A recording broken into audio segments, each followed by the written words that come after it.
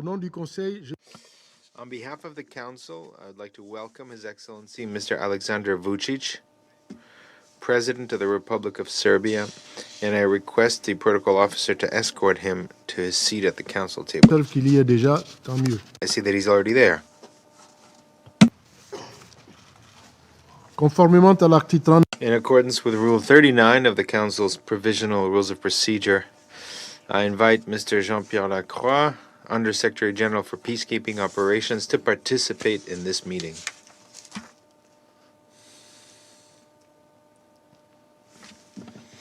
It is so decided.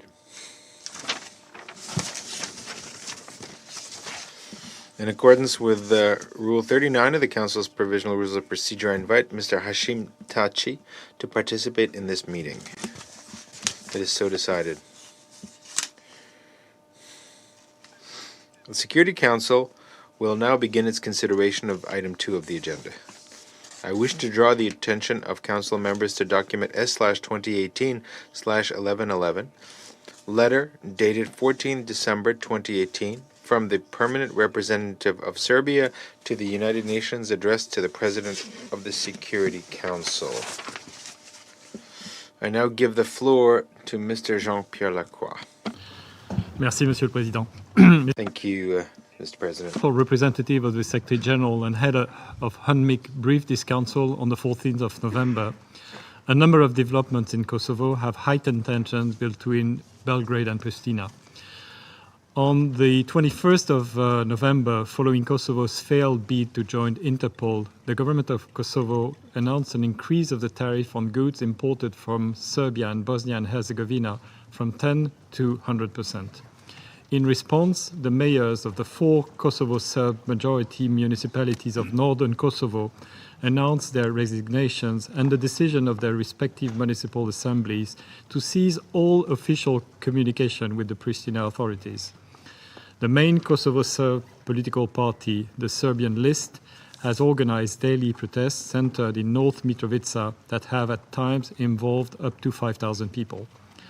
Belgrade, for its part, stated that Pristina had violated the Central European Free Trade Agreement and stressed that it would only resume its involvement in the EU-facilitated dialogue once Pristina revokes the import tax. Key international partners, including the European Union, also urged the government of Kosovo to revoke the tax, while in Pristina, SRSG Tanin issued a statement expressing concern about the potential impact of the decision on the population of Kosovo and on the normalization of relations between Belgrade and Pristina. Amid the tense atmosphere, the Assembly of Kosovo adopted on the 14th of December 3 laws, that is the law on the Kosovo Security Force, the law on service in the Kosovo Security Force, and the law on Ministry of Defense.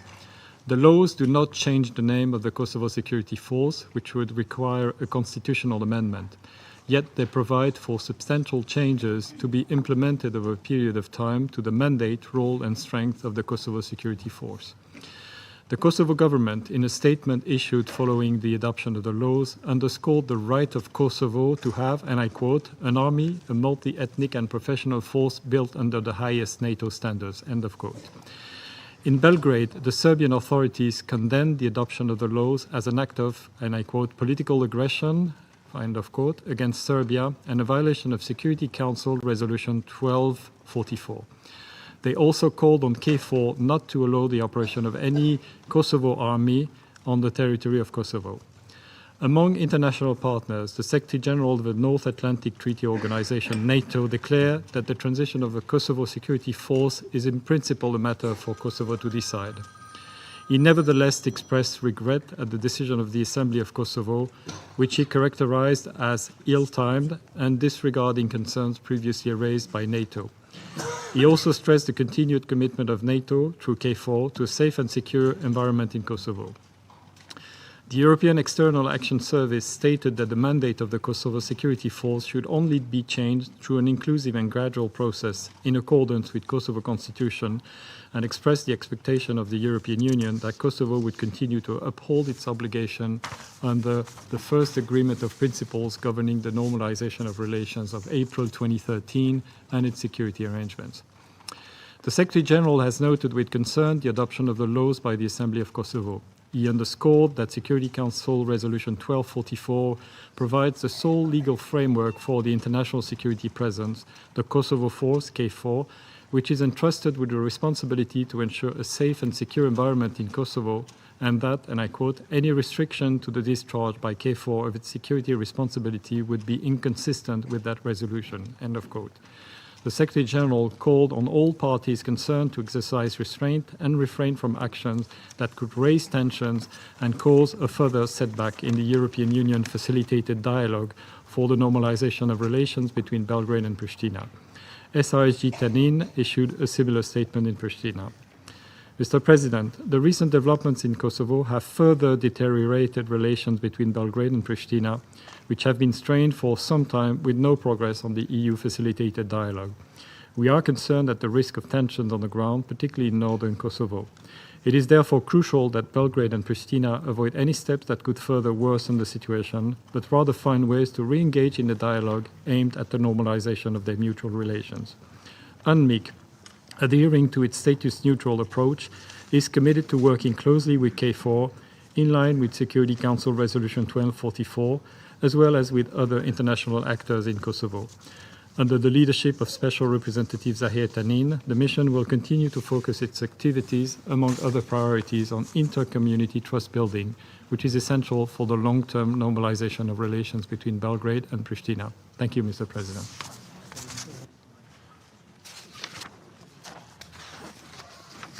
Je remercie. I thank Mr. Lacroix for his briefing. I now give the floor to His Excellency Mr. Aleksandar Vučić, President of the Republic of Serbia. Dear Mr. President, Your Excellencies, I'm profoundly grateful to you for convening this session in such a short notice, and we think that it was very important and very right to do so because of terribly difficult situation in the ground, which means that we are facing more and more difficulties in the area of Kosovo and Metohija, and I have to say that I'm very much worried, very much concerned, and a bit even afraid of the future and for the future, not only of my people, of our country, Serbia, but of an entire region. I was listening very carefully to Under-Secretary General Monsieur Lacroix and his words, and wanted to say something different than he said, although I agree with many things that he was exposing here. First of all, wanted to tell you that Serbia invested huge efforts, a lot of endeavors to maintain, to keep the peace, tranquility, and stability in an entire region of Western Balkans. We did everything we could, refraining ourselves from responding to different types of provocations that were coming from Pristina. We have always been very much restrained, and we don't accept that kind of phrase that became a usual phrase when someone call upon both sides to do something or not to do something.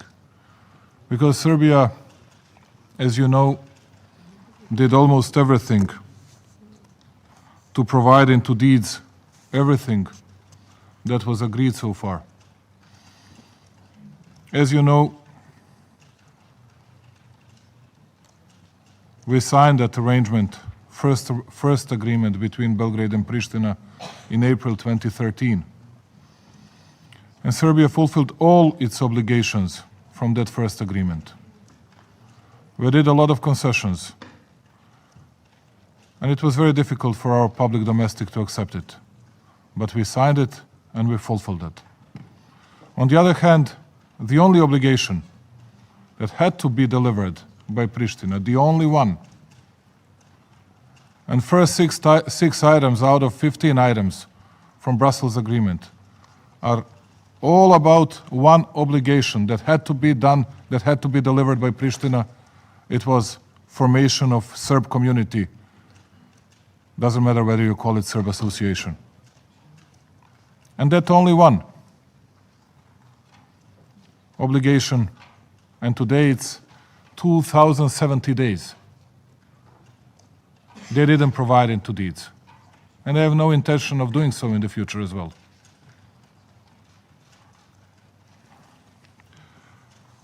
On the other hand, Serbia, as I said, fulfilled everything regarding police arrangement, justice and judiciary arrangement, telecom arrangement, participation in municipal elections under the Kosovo law, absolutely everything that we signed. But it was not enough. We were warning Pristina and people from European Union because we had, and we still have, this negotiating process under the auspices of EU, as you know. We said to them, okay, we should resolve all our problems within that framework of our dialogue process. And we said to them, don't force us into difficult situations which will create a terrible atmosphere between us when they want to become a part of different international organizations, which we consider as a provocation, because Serbia is the only sovereign and independent state regarding the resolution, UN Resolution 1244, unless something's been changed, but so far we haven't been informed about it. And we were begging them not to go for voting for their full-fledged membership within Interpol, UNESCO, ENTSO-E, and other organizations and international bodies. But they wanted to do so because they were counting on US and several EU countries' support, thinking that they were going to win. And they lost. In Interpol, they got, in that first round, less than 50% of votes. 76 against 78. And then they started to blame Serbia, like it was our fault, like we had to support them.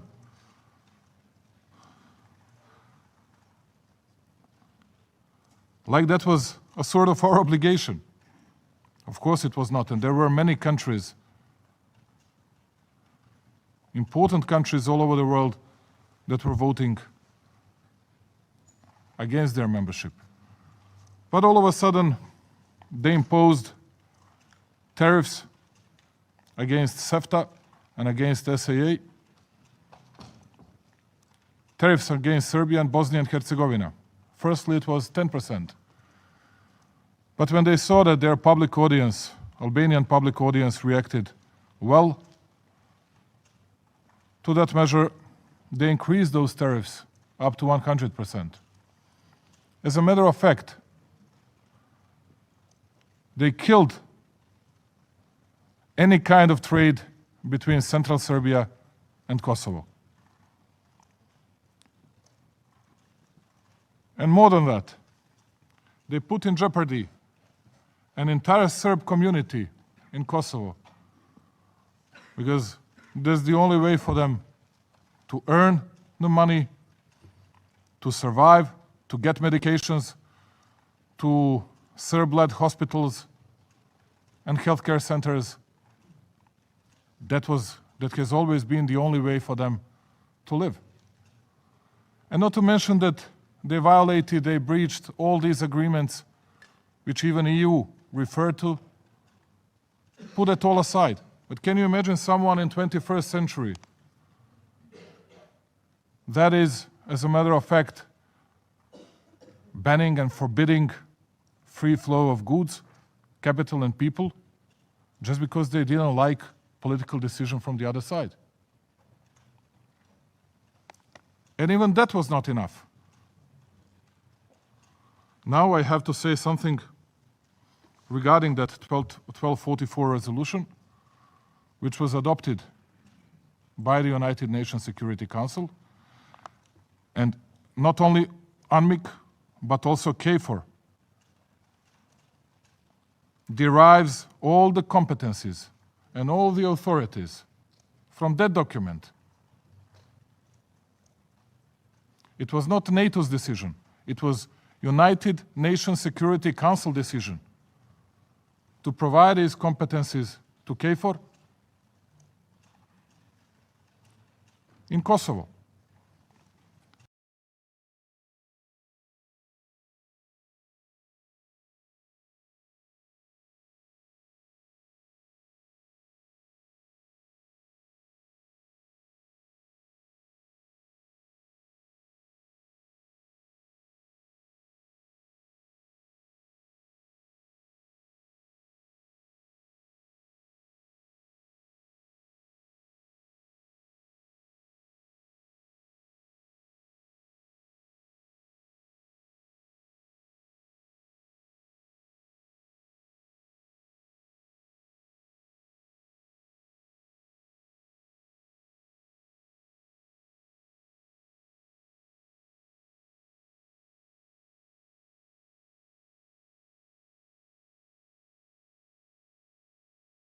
With the international security force in Kosovo in the fulfillment of these responsibilities.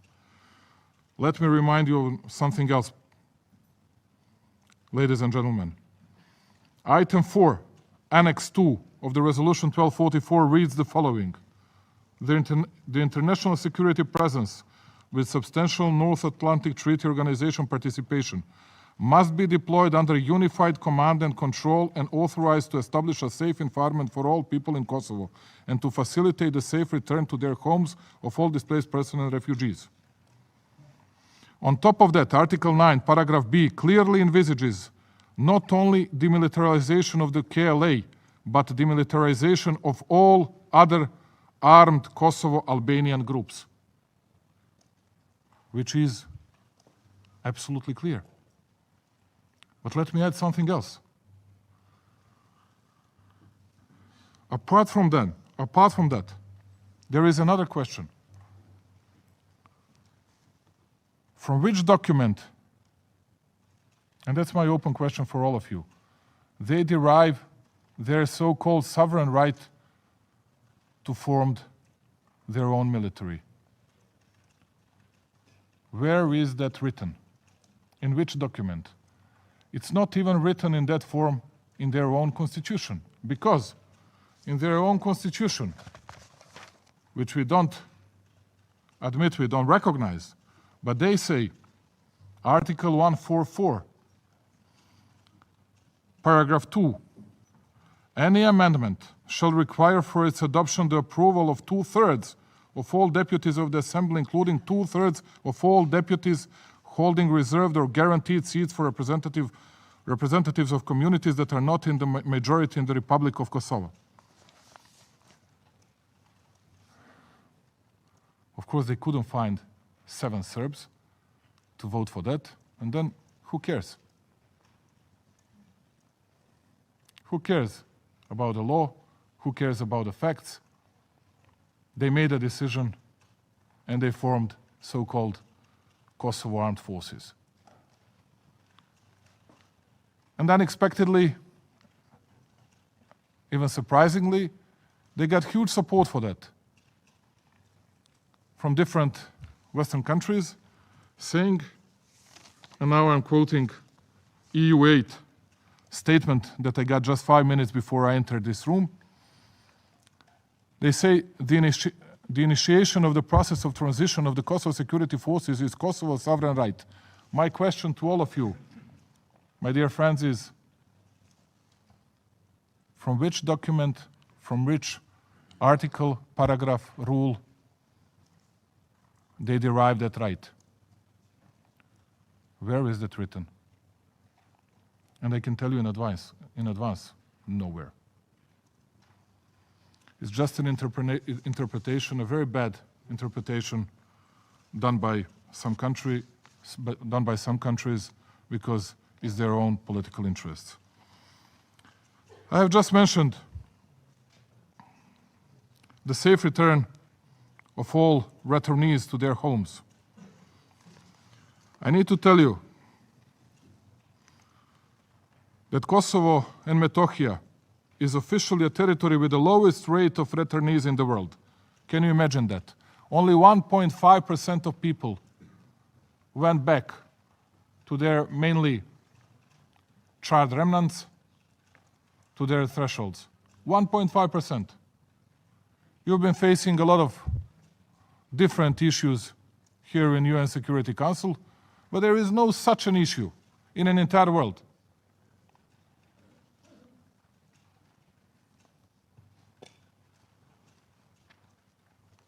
Not anything that is similar to that. And they created an army. And they started threatening that they would violate, that they would breach even more arrangement that we signed with some different organizations. Or we had an arrangement with those different organizations, including their presence in the north of Kosovo.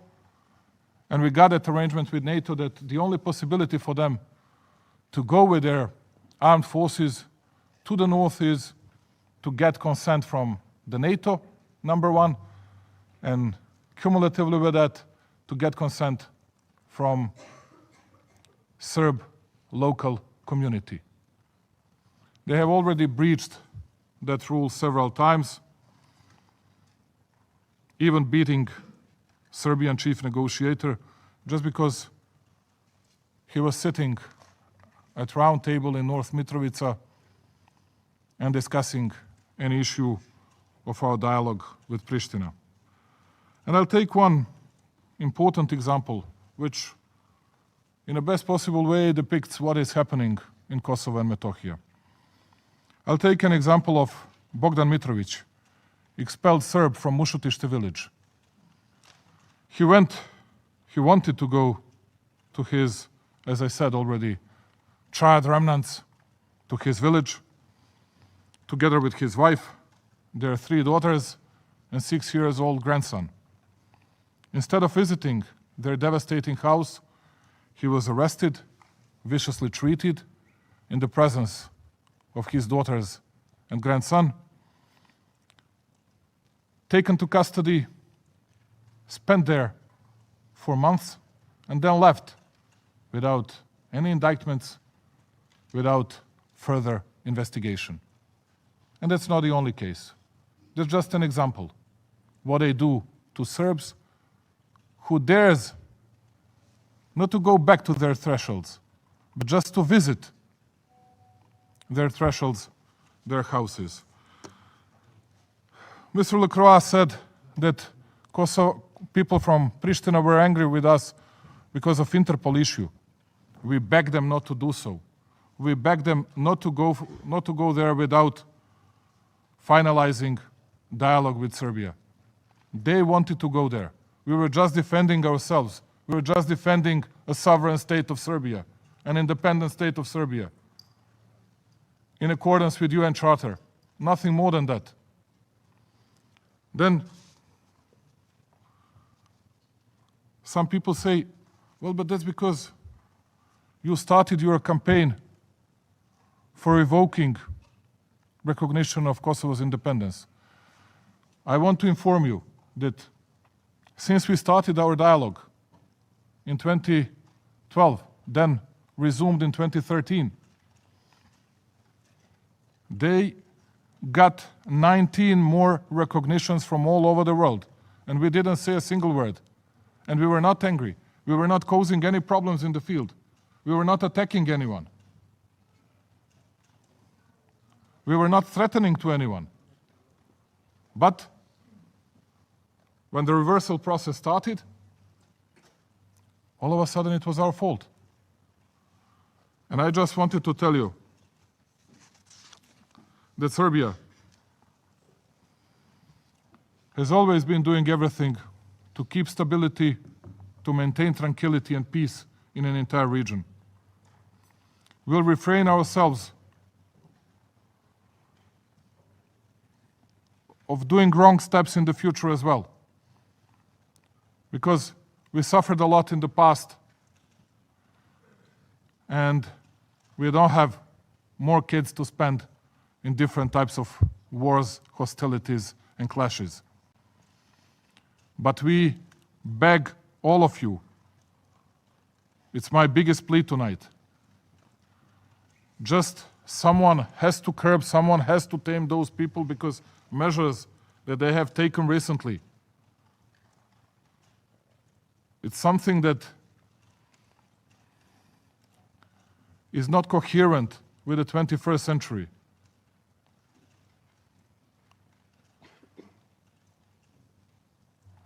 To say it in a very light way.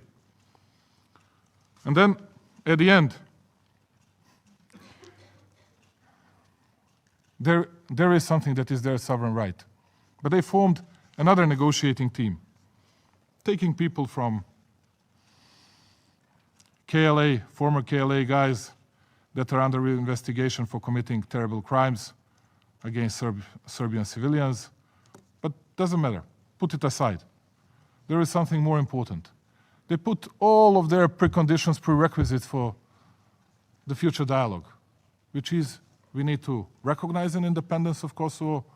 We need to understand that Kosovo boundaries, Kosovo borders are those borders that they think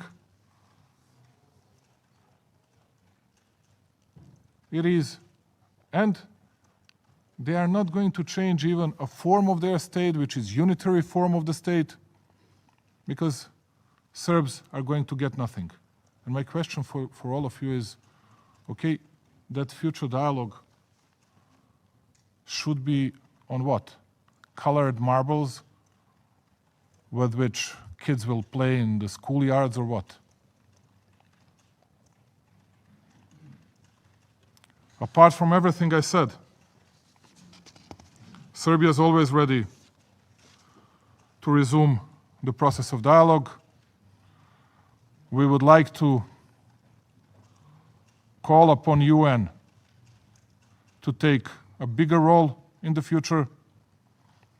We have nothing against EU sponsor dialogue, but we need UN more involved into an entire process.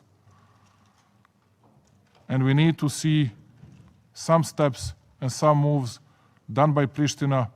They need to withdraw, they need to retreat those terrible tariffs and some other moves, and we'll find the ways to take care of safety of our people.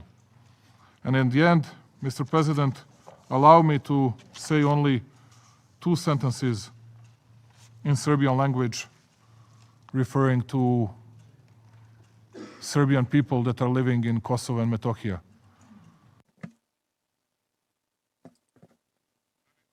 Ladies and gentlemen, Serbs, brothers and sisters, I just want to tell you from this place, from New York, from the session of the Security Council of the United Nations, I want to thank you for everything you've been through, for the tortures you've faced and you are facing, and to tell you that Serbia stands by you and that Serbia will always stand by you.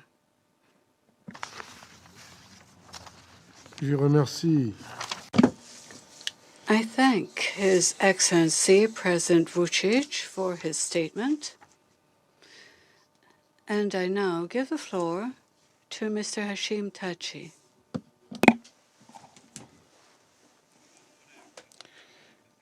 Honorable Chairman of the Security Council, honorable members of the Security Council,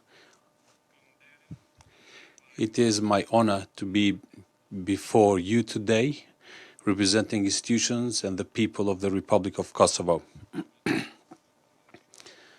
I want to thank the United Nations and the Security Council for their continued attention on Kosovo and the developments in the region. I will never forget the during the darker days for myself and the citizens of Kosovo, it was this forum from the voices of hope and calls for peace echoed. Myself and my people will never forget that when we were facing our toughest moments for us, you became our voice. We will remain forever grateful. Thanks to you, the world learned of the systematic violence, ethnic cleansing, thousands of innocents that are no longer among us, thousands that are still missing, and for over 20,000 women that continue to live with the pain and the stigma of the sexual violence that they suffered during the war with Serbia. You were the voice when we did not have one. However, honored ladies and gentlemen, today we are here 2 decades after the bloody war and after 10 years of the independence of Kosovo. We have been summoned for an extraordinary session in a time when there's complete normality and substantial progress in Kosovo, when the degree of engagement of the United Nations mission in Kosovo demands a serious review, and when your attention is required to address real problems facing the world today. Honored attendees, nothing extraordinary happened in Kosovo last week. In fact, what happened is a totally normal decision, just in its mission and its purpose. If Kosovo had made a mistake, it is only that it waited for 5 years unnecessarily to establish an army. The decision for the army may be belated, but in no way it is a wrong one. It is belated because we waited for goodwill from those that never showed goodwill towards Kosovo. However, now the Republic of Kosovo, as a sovereign and independent state, has undertaken a natural step for the establishment of its army. Please tell me what is extraordinary about this. There is nothing extraordinary, nothing at all. Nothing that is in contradiction with Resolution 1244, with the Ahtisaari package, with Constitution of Kosovo, or even the international law. First of all, Resolution 1244, respectively paragraph 15, refers only to the demilitarization of the KLA, a process which was completed in record time and without any incidents in September 1999. This process was highly appreciated by the Security Council and Secretary General at that time, Mr. Kofi Annan. It was also highly praised by NATO, and this is substantiated by reports produced by NATO and also by UNMIK at that time. Second, Ahtisaari's comprehensive package, who was also special representative of the UN General Secretary for negotiations regarding the final status of Kosovo, in Article 52 clearly underscores the right of Kosovo to have an army. Moreover, strategic security sector review undertaken in close cooperation with NATO emphasizes very clearly the right of Kosovo to transform its security force into armed forces. And finally, most importantly, the decision of the International Court of Justice, which may I add was made upon Serbia's request, respectively former Foreign Minister Vuk Jeremic, which underlines that Kosovo did not violate any international laws when it declared independence. And therefore, it is Kosovo's indisputable right to have its army. The establishment of the army is the will of the people of Kosovo, with unanimous political of those elected by the people, regardless of whether some may like this or not. The state of Serbia expressed its aggravation, but not Kosovo citizens, Serb Kosovo citizens. Allow me, ladies and gentlemen, in my capacity as the President of the Republic of Kosovo and as Commander-in-Chief, to clearly state that Kosovo's armed forces will produce more peace and more stability. The transformation of the mission of the KSF is not a step which we have taken as a message against anyone. Kosovo's army is not and will never be a threat to anyone. Kosovo's army is and will remain a professional and a multi-ethnic one. More than 10% of their soldiers are from non-majority communities: Serbs, Montenegrins, Croats, Turks, Bosniaks, Roma, Egyptians, Ashkalis, and others. It is a force that will protect every citizen of Kosovo in the whole territory of Kosovo, every child, every young man and women, regardless of the language that they speak at home. Dear ladies and gentlemen, my people, due to their tragic past, always feared military uniforms up until 1999, exactly because historically militaries have been foreign and were a symbol of repression. However, Kosovo soldiers will be soldiers of peace, and Kosovo's army will be a contributor to stability in the region. In this context, let me add that Kosovo has the highest number of people returned, and that in record time. More than 1 million citizens of Kosovo expelled violently by the state apparatus of Slobodan Milosevic returned into their homes and properties totally destroyed in summer 99. I am really sorry that some Kosovo Serb citizens, members of the KSF, were forced violently to resign from the systematic pressure exercised over them by elements of the state of Serbia. For me, it was distressing to hear stories from Serb soldiers about their intimidation from the state of Serbia. Their families were attacked. Their homes were hit with grenades. And many of them were held for hours by the Serbian police when they tried to travel to Serbia. This is really terrible. I feel very bad for them because I know that the majority of them handed back their uniforms with tears in their eyes and with their hearts broken. Yet, I want to guarantee everyone that we will never back down from our commitment to include even more all communities in Kosovo's army. This is an army which will serve all Kosovo citizens without exceptions. The only threat to our region are irrational calls for war and conflict that come from our northern neighbor.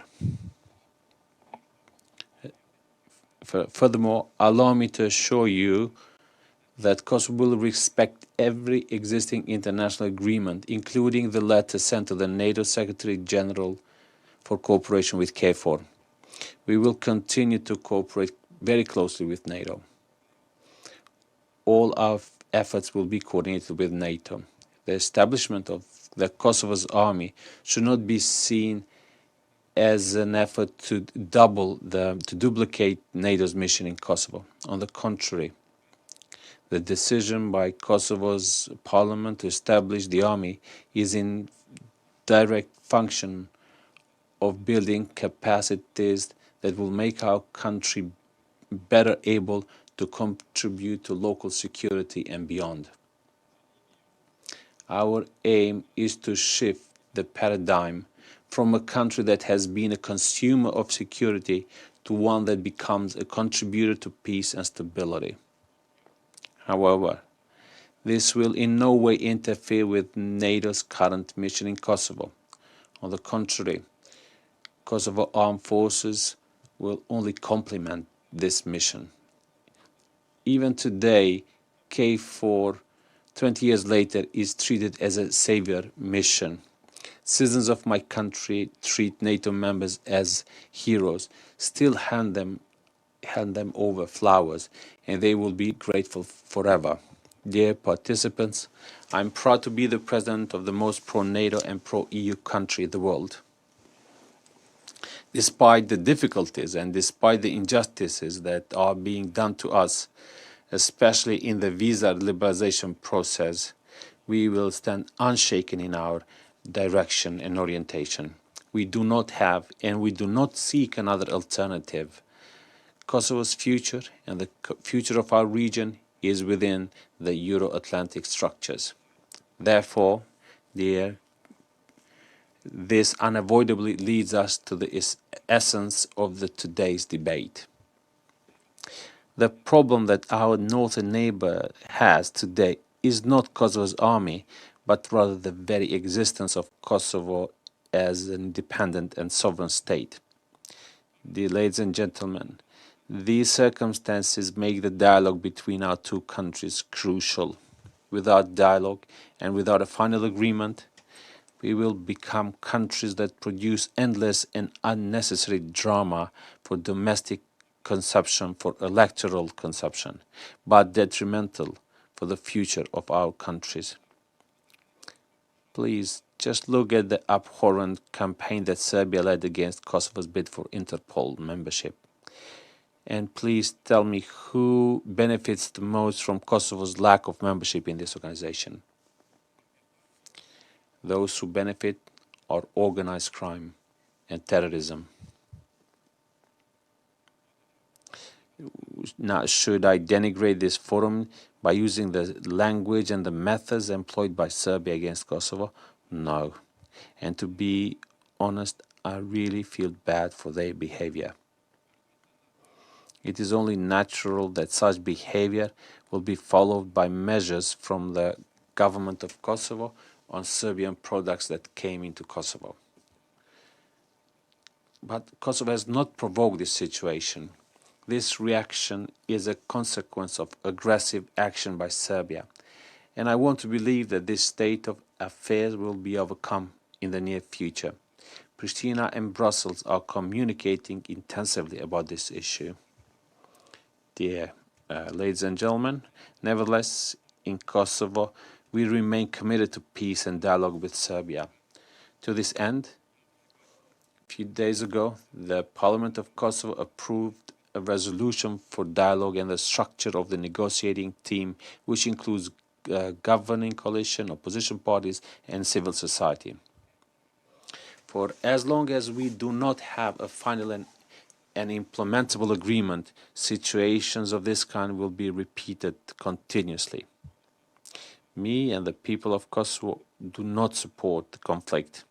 In fact, we have never in our history instigated any conflicts. We've always been the victim. We always fought for survival. Peace does not imply lack of disagreements, but this cycle of violence is unjustifiable and must come to an end. For democratic societies, the use of force means monologue and not a dialogue. Therefore, it is a duty of my generation to leave behind us a region without conflicts and in sustainable peace. A functional Balkans in which Kosovo and Serbia, as two independent nations, aspire a European future. I know all too well that building peace is much more challenging for the leader and even dangerous than actually going to war. But peace is our duty, our obligation to our children, to generations that will come. We owe to them a future without conflict. Kosovo is ready. We are ready for dialogue. We are ready for difficult decisions. But from decisions that both Kosovo and Serbia will come as winner. But we are also aware that if we do not seize this historical moment, then all parties involved will suffer consequences.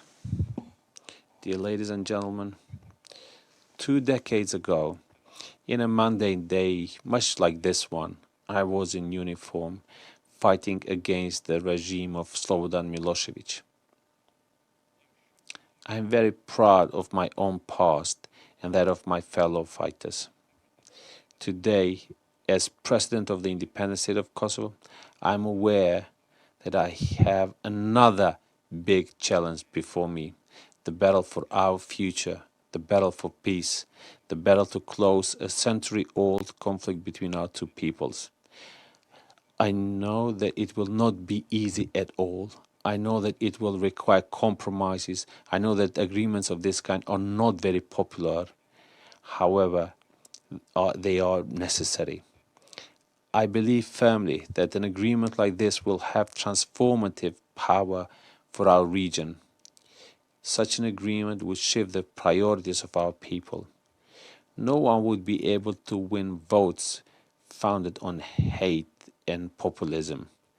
No one would be able to materialize fear. A comprehensive agreement would open the doors for new leadership whose primary aim will be reforms and development. I truly believe in a future where Kosovo and Serbia will sit as equals on the table of the European family. I believe in the future where Kosovo and Serbia soldiers will serve alongside one another in peacekeeping missions around the world. I believe in such a future because I have experienced the impossible, the unimaginable that was unfolded before my own eyes. I'm inspired every day by Kosovo athletes who teach us that comeback is possible after defeat, that our flag can be flown even in countries that have not yet recognized our country. I'm inspired by the journalists who criticize me daily but make me a better president every day. I'm inspired by the citizens of Kosovo who, despite all the pain, the suffering, and the loss that they have endured, they never gave up on the values and principles that still stand: liberty, equality, justice, and dignity. I believe in a European future for Kosovo and our region, a future without intrigue, conflict, and hatred. It is in our hands to realize this future. Therefore, very soon, in weeks and months to come, with a peaceful final agreement between Kosovo and Serbia, legally binding one, without borders along ethnic,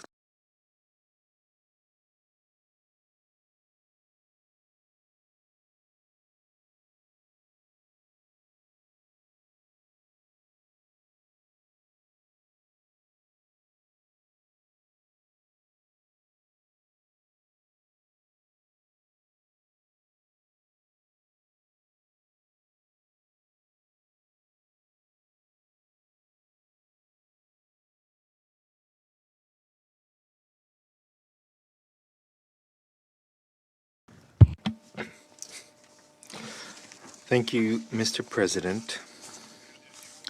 First of all, we would like to thank our colleagues from Côte d'Ivoire for their position of principle and for convening an emergency meeting of the Council at the demand of Serbia and Russia in connection with a blatant violation of Security Council Resolution 1244 as a result of the adoption by the Pristina Assembly of a package of laws on the transformation of the Kosovo security forces into a fully fledged armed forces. We're grateful to Undersecretary General of the UN on Peacekeeping, Jean-Pierre Lacroix, for his briefing and assessments. We also listened to Mr. Hashimatachi's statement very carefully. We welcome the presence of the President of Serbia, His Excellency Alexander Vucic, at this meeting, and we share, distinguished Mr. President, the serious concern that you expressed on the situation in Kosovo. Now, we concern about the situation and the lawlessness around the decision of the establishment of the so-called Kosovo Armed Forces. Not only around the decision per se, but the lawlessness in the assessment and evaluation of this decision, which we've already seen in the quoted statement of the EU8. And I think we will hear more than once at this meeting to follow. We will hear this from those for whom international law no longer exists. Now they act on the basis of a rules-based order, on the basis of an order to which they adopt any illegitimate decisions in accordance with their political considerations. Today we will hear very carefully about why Resolution 1244 has no connection to the so-called quote-unquote sovereign decision of the parliament of the so-called sovereign state. Now, over the past few years, we have often warned that the problems in Kosovo, unfortunately, are not being resolved, but rather they're accumulating. We've constantly pointed out that the situation in the region is very unstable and at any moment could spin out of control. We have demanded an attentive international monitoring by the Security Council. Our appeals have been disregarded, and Pristina has often been covered. Its position has been protected and covered, and as a result, the situation has become explosive.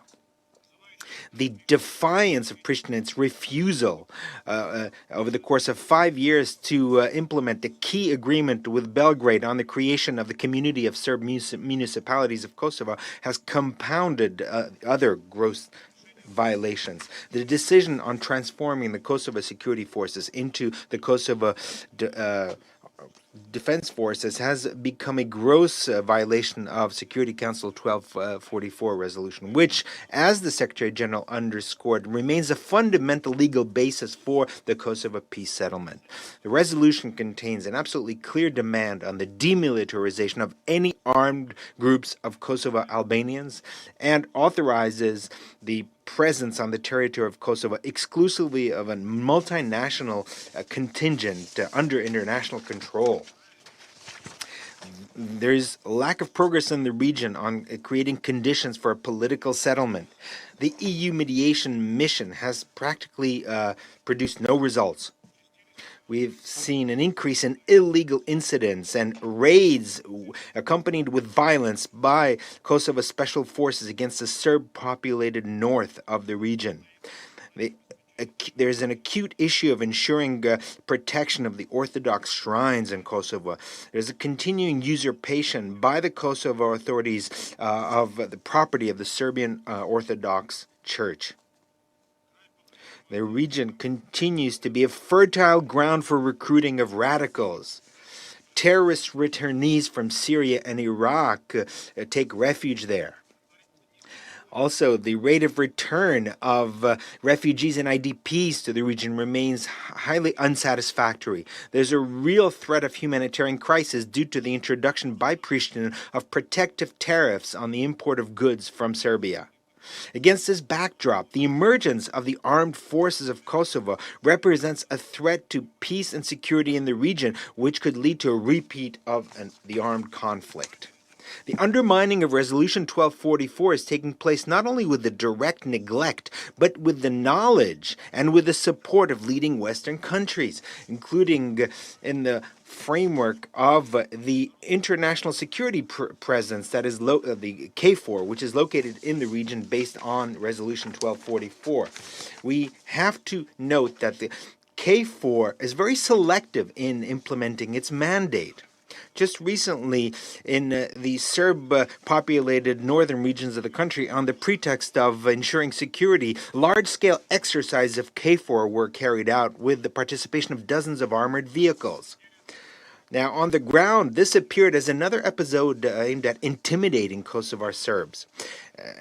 Meanwhile, in Albanian regions, such exercises have never been held, even in cases of blatant provocation and violence. For example, when the Albanian radicals cut off on the 7th and 8th of September a road using barricades so as not to allow the president of Serbia, Mr. Vučić, to visit the Serbs in one of the towns of the region. Such open violation of the freedom of movement, especially against the highest dignitary, was not met with an appropriate reaction by KFOR. Now, in the framework of KFOR, KFOR has been systematically training the Albanian personnel of the KSF for a long time. This goes outside the scope of the mandate of KFOR. The idea is not to deal with tasks of relief or civil defense, but rather train specialized units. This is done on the site of Bonjtil, which was set up in violation of Resolution 1244. It was set up in line with the implementation of Resolution 1244 for peacekeeping. The functioning of this basis totally lacks transparency. We demand a comprehensive and full accountability of KFOR vis-a-vis the Security Council, both on the use of Bonjtil and on the deployed personnel there and the material and technical resources available there. We've been very disappointed about the position of the European Union. On the one hand, it claims to play the role of an objective mediator. On the other hand, it disregards the illegal creation of the Kosovo army. The reaction of the EU to the latest decision of Pristina can only be called as toothless. This irresponsible and two-faced policy has crossed a dangerous threshold. The emergence of the so-called Kosovo army represents an existential threat for Serbs, and it's clear why. It's enough to say that in the ranks of the KSF, there are quite a lot of former fighters of the so-called Kosovo Liberation Army, which was responsible for war crimes and crimes against humanity during the conflict. The victims of these crimes were Serbs, representatives of national minorities, and dissident Albanians. Individuals who committed crimes, including abduction of people and removal of their organs in order to sell them on the black market, continue to hide from punishment. Now, we keep hearing promises year after year that the Special Tribunal on the crimes of the KLA will supposedly ensure that justice prevails, while such promises are harder and harder to take seriously. Now, the most serious concern is about the possibility of incursions of armed Kosovo Albanian units into the northern Serb-populated regions of Kosovo in order to establish control by force of Pristina over the whole territory. Now, triggering such a scenario could lead to bloodshed and become a real catastrophe. It will return the Balkans to the period of turmoil and bury efforts to stabilize the region, efforts undertaken by the international community over the past few decades. Unfortunately, there is we're not sure that of the ability or the readiness of the international presence in the region to prevent such a blitzkrieg scenario. We note that the attitude of the authorities of Serbia is marked by responsibility and restraint. They have made appeals to the Kosovar Serbs to remain calm and not to react to provocations, as well as they're seeking to ease tensions only through diplomatic means. At the same time, we also believe that it is essential to take very seriously the message of the leadership of Serbia about the fact that in case of an incursion by Kosovo Albanian forces to the north of the region or attempts to conduct pogroms against Serbs in other parts of Kosovo, Belgrade will protect them. We believe that the main responsibility for ensuring the protection of Serbs is on the shoulders of the international security presence in Kosovo. Furthermore, in accordance with paragraph 9b of the Resolution 1244, KFOR are duty-bound to take comprehensive and immediate measures for demilitarization and disbanding of any armed Kosovo Albanian units. As far as the decision to create the Armed Forces of Kosovo, which violates the resolution, it must be reversed immediately. We expect that the UN mission in Kosovo, UNMIK, in the framework of its mandate, will continue to play an active role in ensuring conditions for a peaceful and normal life of all inhabitants of the region, in protecting and promoting human rights, and contributing to the political process. We also hope that the European Union will also use its resources, including its presence in Kosovo and the stabilization and association agreement with Pristina, to prevent future deterioration of the situation, and will contribute to revoking the trade tariffs, the decisions on trade tariffs and the armed forces that were recently taken by Pristina. In conclusion, it's important to point out how counterproductive attempts by the supporters of Pristina are to cover up the worsening situation in Kosovo from the eyes of the international community, and to prevent the regular consideration of the Kosovo item by the Security Council. This kind of policy has become one of the reasons why for the current crisis situation in the region, because it spawned a feeling of that anything is permitted and a sense of impunity among the Kosovo authorities. The situation in Kosovo must remain at the center of the attention of the Council. The quarterly timetable for the consideration of reports of the Secretary General of the work of UNMIK must be strictly adhered to. We cannot exclude that in case of an escalation or negative trends, it might be necessary to convene new emergency meetings of the Security Council. I hope not, obviously. Now, I would like to draw attention of the Secretariat of the UN to the need to very carefully monitor the situation and to report to the Security Council. Thank you. Je remercie le représentant. I thank the representative of the Russian Federation for his statement. I give the floor to the representative of the Netherlands. Thank you very much, Mr. President. First of all, I would like to thank Under-Secretary General Jean-Pierre Lacroix for his briefing today. And let me also welcome to this Council President Vučić of the Republic of Serbia and President Taci of the Republic of Kosovo. Mr. President, I will focus on the following 3 points.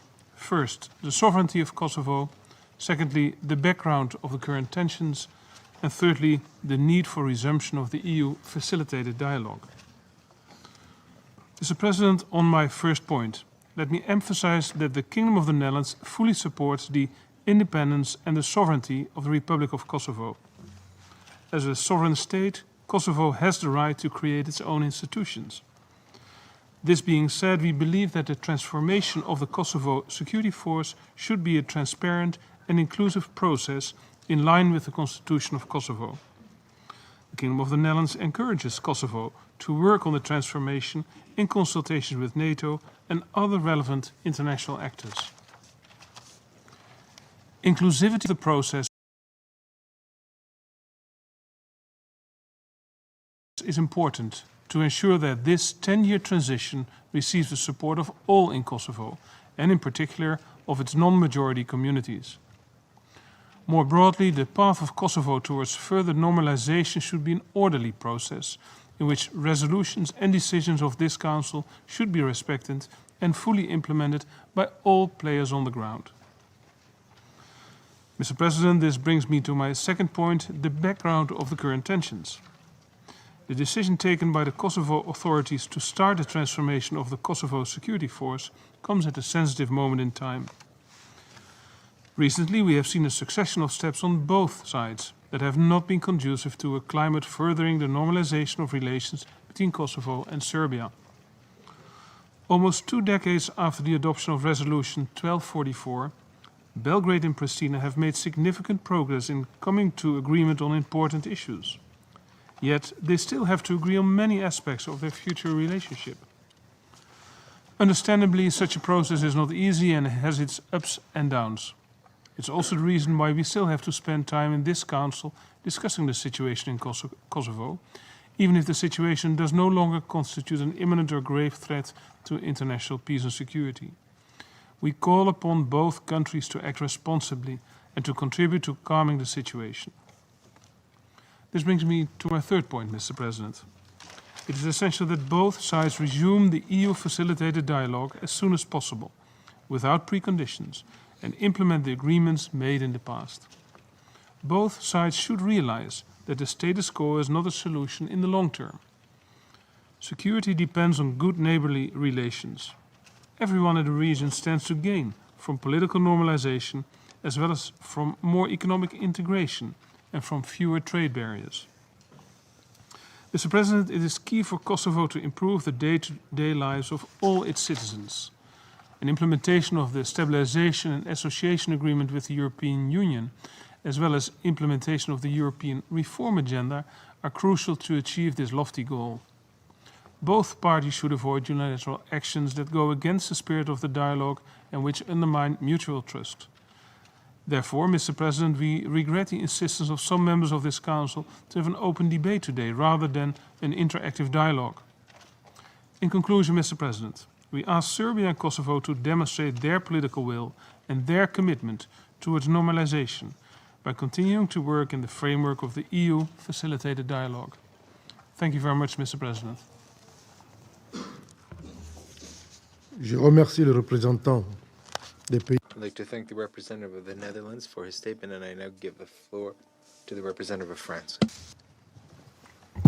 Monsieur le Président, Mr. President, I thank Under-Secretary General for Peacekeeping Operations Jean-Pierre Lacroix for his very enlightening briefing, and particularly welcome the presence of President Vučić and President Thaçi at our meeting. Mr. President, this meeting follows the recent decisions of the Kosovo Parliament on the development of the Kosovo Security Force for the next 10 years. In light of the elements which Jean-Pierre Lacroix has just presented to us, France notes this decision, but as the Secretary General of the United Nations has done, we also wish to express our concern at the risks inherent in the situation. We regret the fact that since the beginning of this year, especially in recent weeks, several incidents and unilateral decisions have been brought to bear on the dialogue between Belgrade and Pristina. In particular, I'm thinking of the decision of the Kosovo government to impose tariffs of 100% on products originating from Serbia and Bosnia-Herzegovina. We call on Kosovo authorities to cancel these tariffs. More broadly, and also following the lead of the Secretary General of the United Nations, we call on both parties to exercise the utmost restraint and do everything possible to resolve their differences through dialogue and avoid the risk of escalation. Mr. President, there are two principles that should guide our views on this subject. Respect for Kosovo's sovereignty, since Kosovo has the choice to begin the transition of the Kosovo Security Force, but also strict respect of the prerogatives of KFOR, as established by Resolution 1244. If it seems legitimate for Kosovo, which we recognize as a state, to have armed forces, the adoption of these laws does not come at a good time, because it is detrimental to dialogue between Belgrade and Pristina. Furthermore, we deplore that these laws were adopted without coordinating with NATO and without following the constitutional path. Furthermore, For the deployment of the Kosovo Security Force in the north of the country, we wish the current arrangements to be maintained, as they provide that such a deployment can only take place with a prior agreement of KFOR. Mr. President, for the stability of the region, there is a lot at stake when it comes to a comprehensive, permanent settlement of the dispute between Serbia and Kosovo. The aim to make an agreement which is comprehensive and legally binding to normalize their relations, endorsed by both parties at the highest level, must remain an absolute priority. It is therefore important to preserve efforts in this direction and ensure that an environment which favors progress in this direction over the long term. In this regard, we call on the leaders of both countries to resume dialogue as quickly as possible and to show a spirit of responsibility and political will.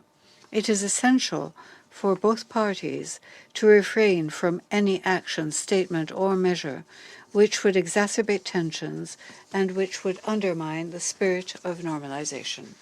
Mr. President, beyond the pressing need for regional stabilization and reconciliation for today's generations, it is essential for everybody to resolutely face the future and reach it by overcoming difficulties which may arise today.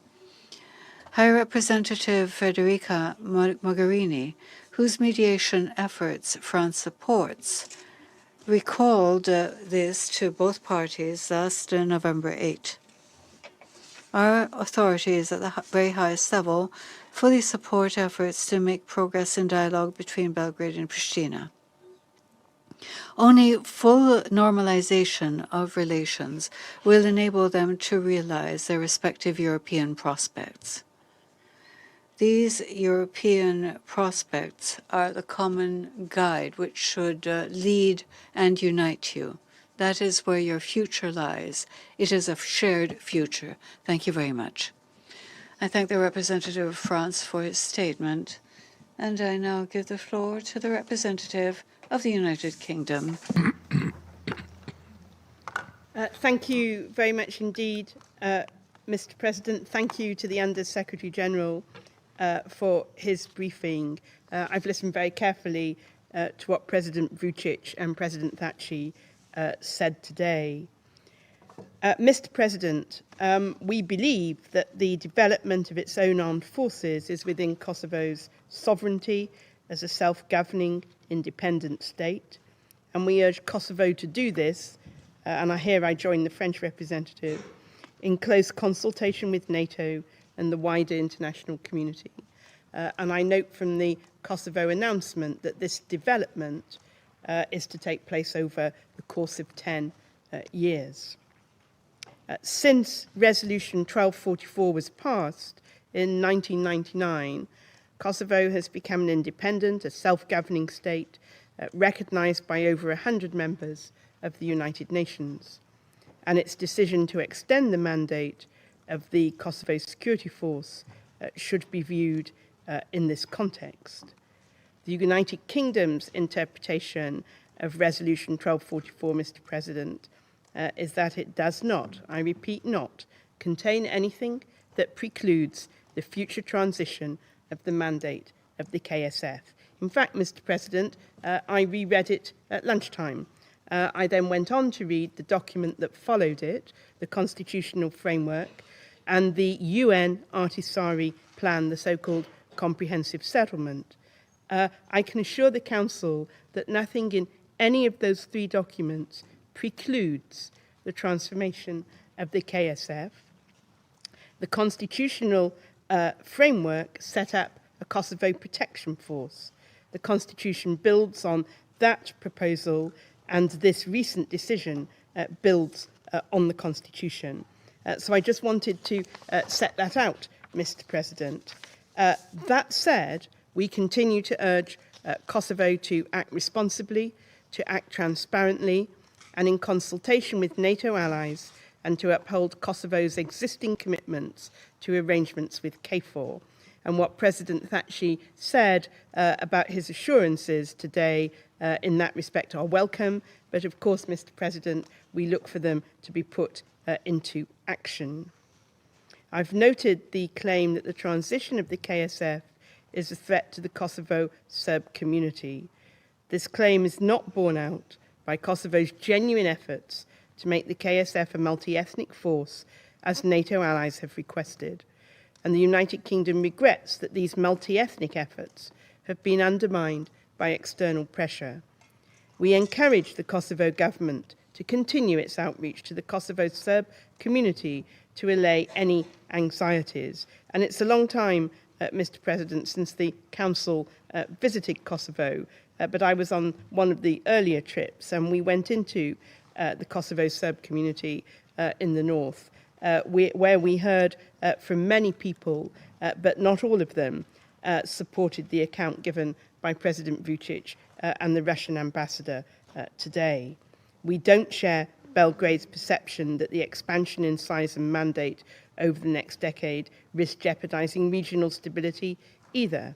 And we look to Belgrade to respond in a measured way, including in their public statements.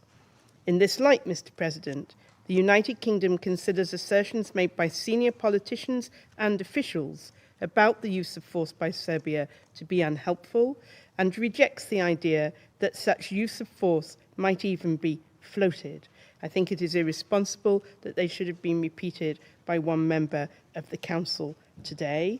I do agree with that member that there is a risk of a return to turmoil, but it is not, Mr. President, caused by this decision. It is caused by those from outside Kosovo who would seek to exploit it for their own ends. I do, however, take encouragement from listening to the Russian support today for NATO, which I think may be a first in this chamber. Mr. President, as other speakers have noted, the reason that we are here, the fundamental reason we're here, the fundamental reason these problems persist is because of the lack of normalization.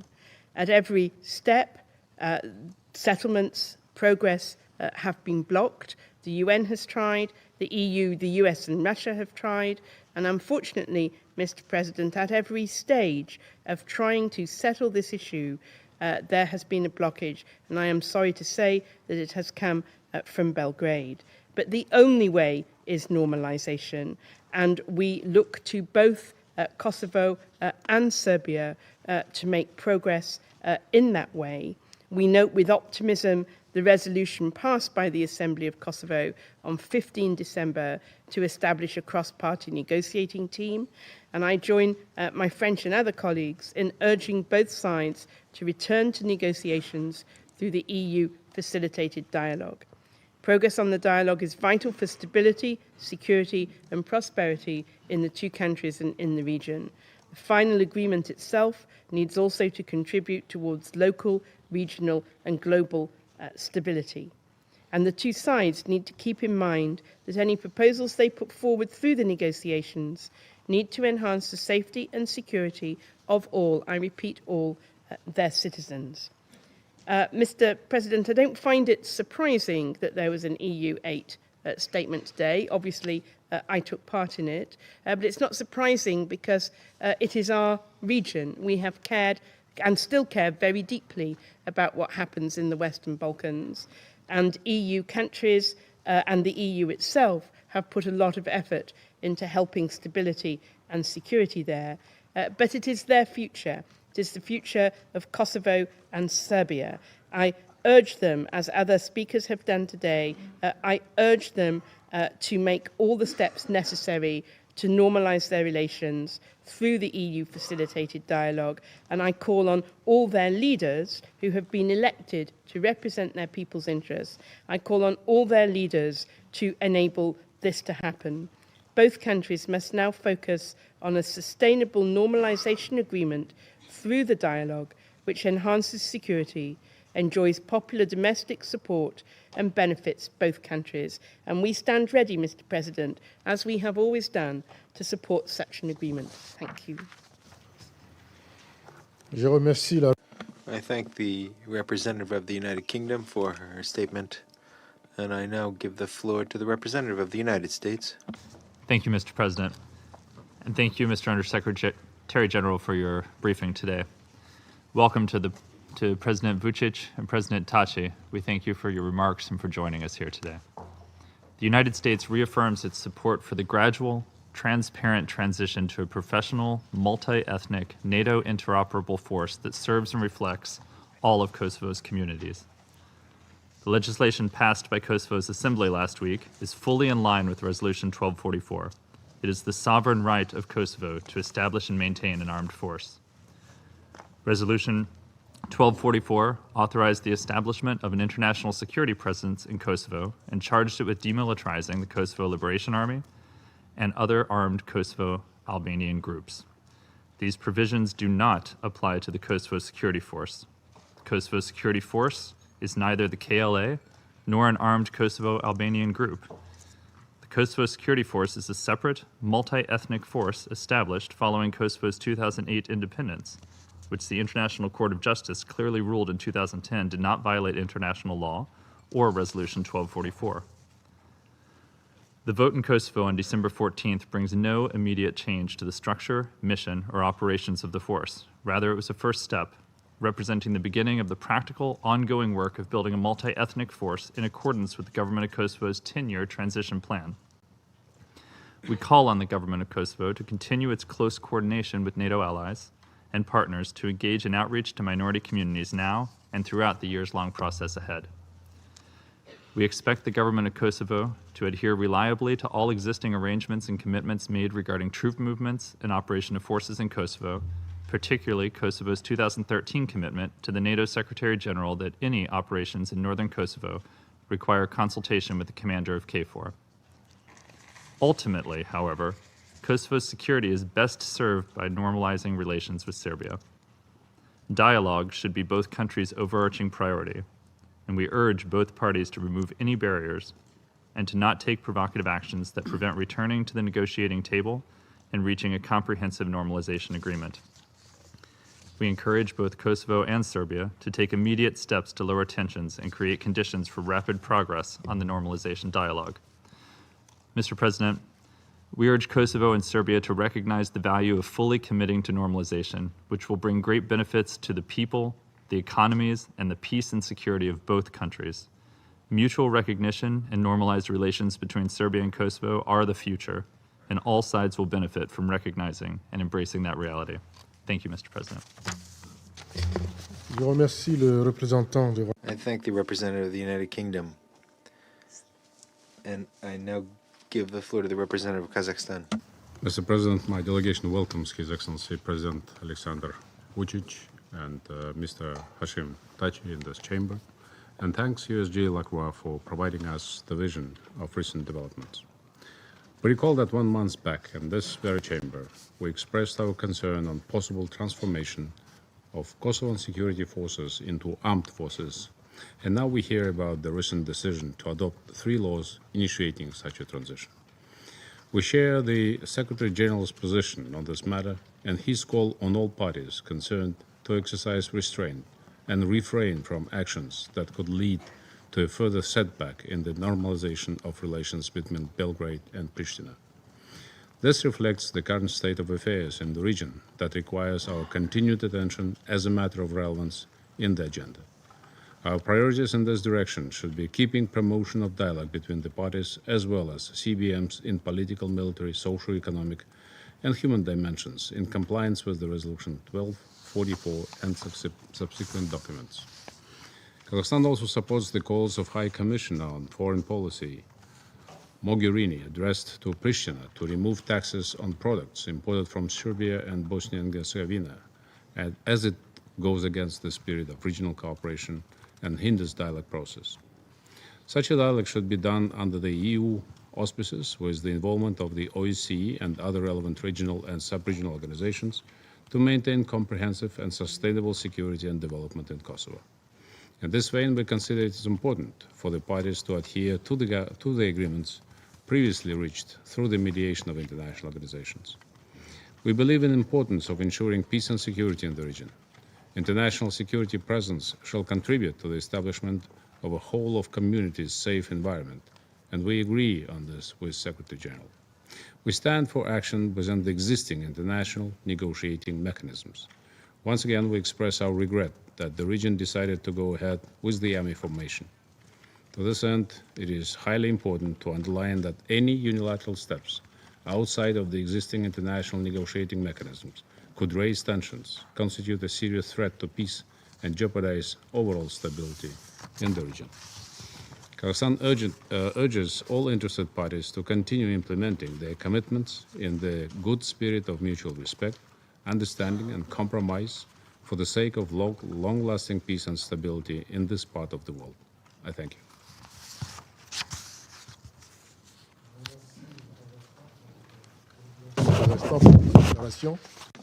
I thank the representative of Kazakhstan for his statement, and I'll give the floor to the representative of China. Mr. President, first of all, I'd like to thank the presence of His Excellency President Alexander Vučić of Serbia, who's attending and spoke at this meeting. I thank USG Jean-Pierre Lacroix for his briefing. I also carefully listened to the statement by Mr. Hashim Thaçi.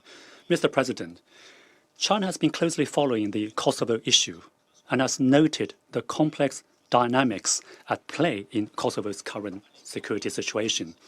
Council Resolution 1244 is an important legal basis for settling the Kosovo issue. It is China's consistent position that for the parties to reach a mutually acceptable solution through dialogue within the framework of relevant Council resolutions is the best approach to a solution to the Kosovo issue. The parties concerned should refrain from any rhetoric or action that may complicate or escalate the situation and should create enabling conditions for a lasting solution to the Kosovo issue.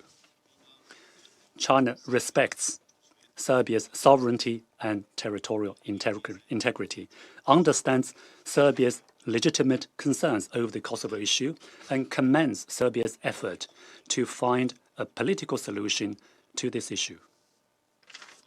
China hopes that the parties concerned will continue their pragmatic, constructive dialogue, stay firmly committed to a political solution, implement the agreements reached, gradually enhance mutual trust, meet each other halfway, and continue to build up consensus with an eye to a lasting solution acceptable to all parties. Mr. President, tolerance, reconciliation, and harmonious coexistence among all ethnic groups in Kosovo are in line with the fundamental interests and development needs of all the populations. We hope all parties concerned will put the well-being of the people first, protect the legitimate rights and interests of all ethnic groups, promote their economic and social development, and jointly safeguard peace, stability, and prosperity in the Balkans. The Security Council should remain seized of the Kosovo issue and encourage the parties concerned to engage in genuine dialogue in good faith so we can continue to play a constructive role in the search for a proper solution to the Kosovo issue. I thank you, Mr. President. I thank the representative of China for his statement. And I'll give the floor to the representative of Sweden. Thank you very much, Mr. President, and thank you to Undersecretary Lacroix for his briefing to the Council. I want to recognize the presence and appreciate the presence of both Presidents Thaçi and Vučić in the chamber today. Thank you very much. The way we see it, Mr. President, is that the main threats to the stability in the Western Balkans are the pending issues related to the status of Kosovo. They are holding back the EU integration process, which in turn is the main driver of stability in the region, both for Serbia and for Kosovo. The focus of the international community must be to insist with the parties in reaching a comprehensive and legally binding agreement contributing to regional stability and to offer support in that process. With regards to the recent legislation passed by the Kosovo Assembly and the Kosovo Security Force, on the Kosovo Security Force, this is in principle a matter for the sovereign state of Kosovo.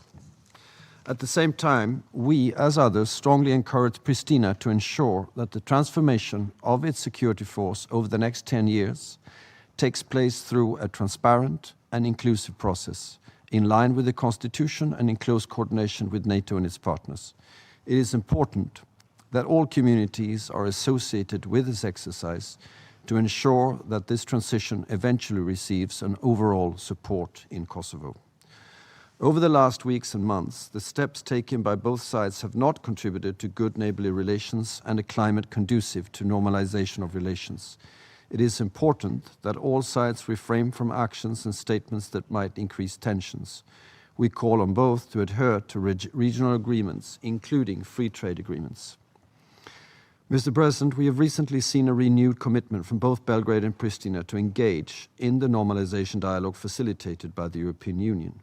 The dialogue must continue without preconditions, and I repeat, it is the only path to a sustainable political and inclusive solution for the region. In this regard, we welcome the recent resolution of the Kosovo Parliament establishing a cross-party team for the dialogue talks with the aim to create a unified platform. We underline the need for full and effective participation of women in the dialogue talks, as well as consultations with civil society, including women's organizations. Mr. President, the future of both Serbia and Kosovo lies within the European Union. So our message to the two presidents present here is that both Pristina and Belgrade need to implement commitments and pursue the dialogue process with constructive engagement and dedication. Now is the time to show courageous and visionary leadership. And if you put the question to your people in that very way, confrontation or cooperation, I'm sure that the people will support the latter, as they understand that this is what will need and what is needed to bring peace and prosperity. Thank you very much, Mr. President. Je remercie le représentant. I thank the representative of Sweden for his statement. I now give the floor to the representative of Peru. Mr. President, we'd like to thank you for convening this meeting, and we'd like to thank Undersecretary General Jean-Pierre Lacroix for his briefing, and we'd also like to welcome the President of Serbia, Aleksandar Vučić, and the President of Kosovo, Mr. Hashim Thaçi. Peru supports the process of building peace in Kosovo and normalizing relations between Pristina and Belgrade and promoting stability in the Balkan sub-region. For this purpose, we believe it is essential for all parties to remain committed to the compliance and implementation of Resolution 1244 and from 1999 and the Brussels Agreement. And it's important for this Council to maintain its unity and focus in fulfilling its function as guarantor. Last month, when the Council considered the legislative initiative on the transformation of the Kosovo Security Force into a regular army, we expressed the need to carefully evaluate this initiative.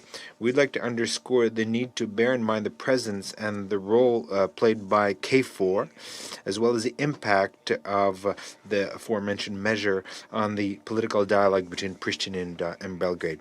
Bearing this in mind, we believe that we agree with the Secretary General that the three laws adopted by the Kosovo Parliament are not in compliance with Resolution 1244 of this Council and the Brussels Agreement, which I would like to recall provided for the establishment of an international security force led by NATO and the Kosovo police, respectively.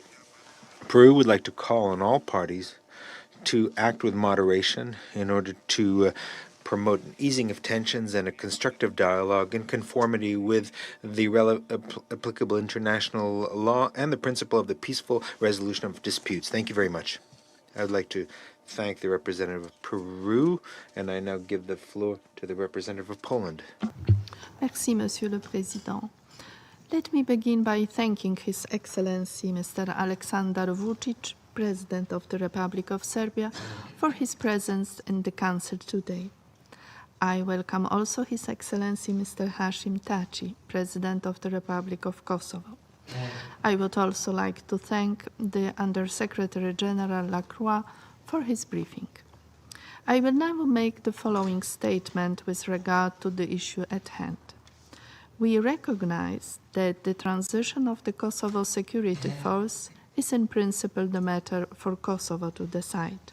We stress, however, that it is of utmost importance that the future armed forces of Kosovo are formed in an inclusive and gradual process respecting relevant provisions of the Constitution. Then and only then can they serve in the security interest of all communities.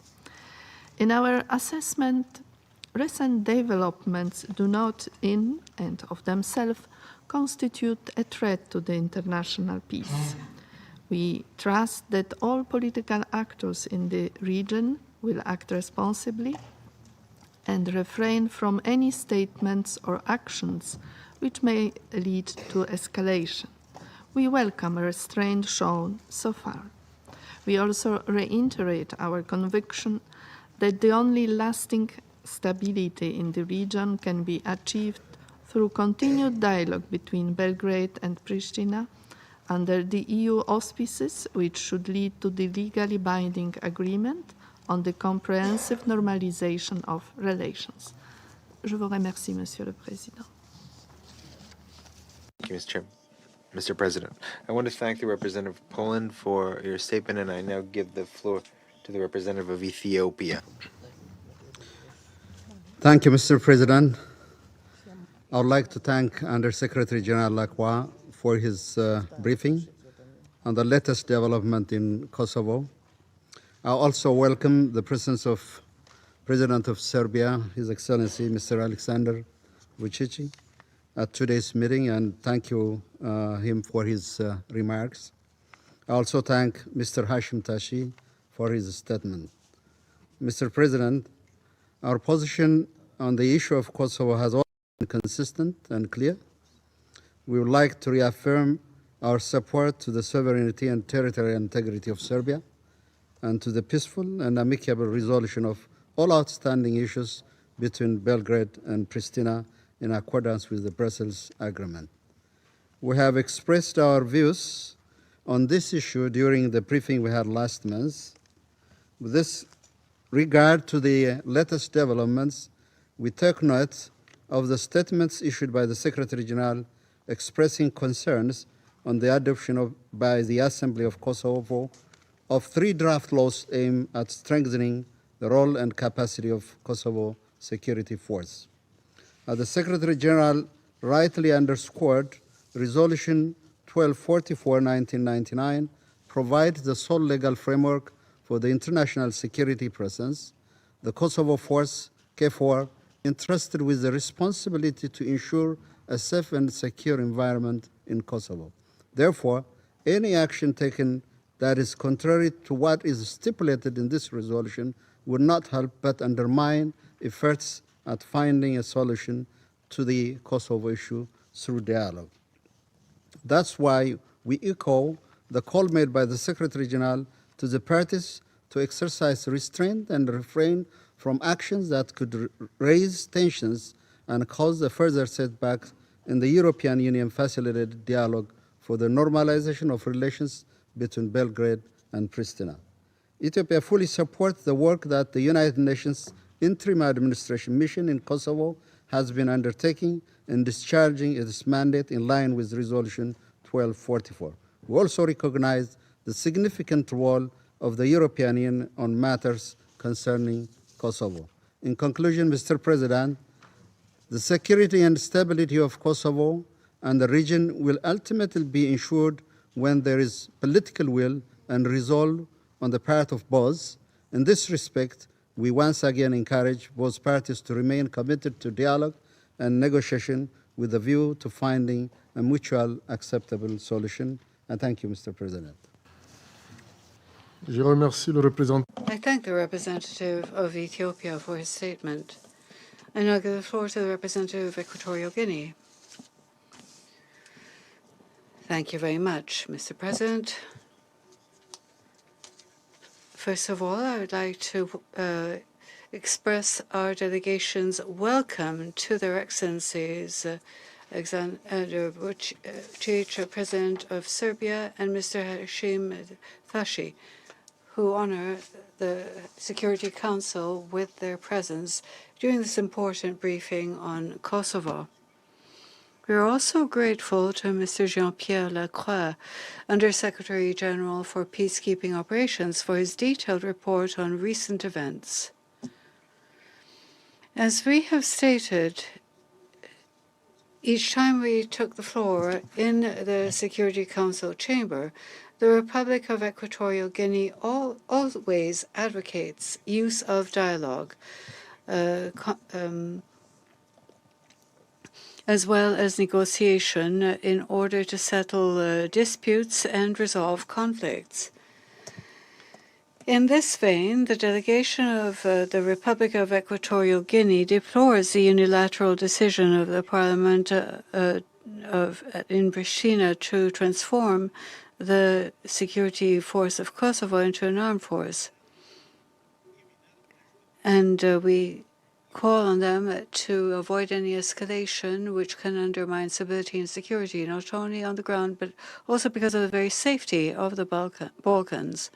Mr. President, the Republic of Equatorial Guinea reiterates its support for the territorial integrity of Serbia, and we are grateful for its continued efforts in the quest for an inclusive, political, and peaceful solution to the issue of Kosovo. We also encourage Pristina to refrain from actions which could undermine regional cooperation, heighten tensions, and damage confidence between the various communities, endangering all of the efforts of the international community to find a peaceful solution to the Kosovo crisis. We also encourage parties to intensify their efforts to improve regional coordination, safeguard good relations of trust between communities, respecting the application of the agreements reached, and full compliance with the mandate of Resolution 1244 of 1999. We also call on the parties, on the countries supporting the parties in conflict to do their utmost to bring Belgrade and Pristina back to the negotiating table as the only ideal way of finding the way out to settle the dispute opposing them. We give great value, lastly, to the work of the interim administration mission of the United Nations in Kosovo, or UNMIK, as well as the support it provides to the communities in Kosovo, to international and regional agents, and the OSCE. Thank you very much, sir. I thank the representative of Equatorial Guinea, and I now give the floor to the representative of the plurinational state of Bolivia. Thank you. Bolivia would like to thank Undersecretary General for Peacekeeping Operations Jean-Pierre Lacroix for his briefing. We'd also like to thank the President of Serbia, Mr. Alexander Vučić, for his intervention, and Mr. Hashim Thaçi for his statement. Mr. President, Bolivia calls for compliance with Resolution 1244, including the respect for the sovereignty, territorial integrity, and independence of the Republic of Serbia. This resolution remains fully valid, which is why the monitoring of the international community is essential. This resolution represents the sole legal framework for the international security presence, which in this case is being represented by the KFOR, which is in charge of guaranteeing a safe environment in the region. Any obstacle that prevents the fulfillment of responsibilities by KFOR would be inconsistent with the aforementioned resolution. Bearing this in mind, the adoption of the 3 laws by the Kosovo Assembly aimed at strengthening the role and the capacity of the Kosovo security forces is very alarming. We would like to reiterate that any attempt to transform the Kosovo security forces into an armed force is contrary to Resolution 1244 and international law. We call on the Kosovo authorities to refrain from this action. We urge all the interested parties to act with moderation, to refrain from taking these kinds of actions that could only increase tensions and lead to a new setback in the EU-facilitated dialogue for the normalization of relations between Belgrade and Pristina. Furthermore, we also see with the concern the increase in import tariffs by Kosovo against Serbia, which could be understood as another provocation that undermines this dialogue. We believe that it's important for the parties to fulfill the obligations undertaken in this context. Along these lines, we take note of the efforts undertaken by the European Union in the mediation of its High Representative for Foreign Affairs and for Security Policy in order to make progress in implementing the existing agreements. Lastly, Mr. President, we urge the parties to work towards a peaceful solution through dialogue with a firm commitment focused on confidence-building measures. Also, to use good offices to ease tensions and to use peaceful means to find consensus-based solutions pursuant to the obligation to negotiate as stipulated under international law.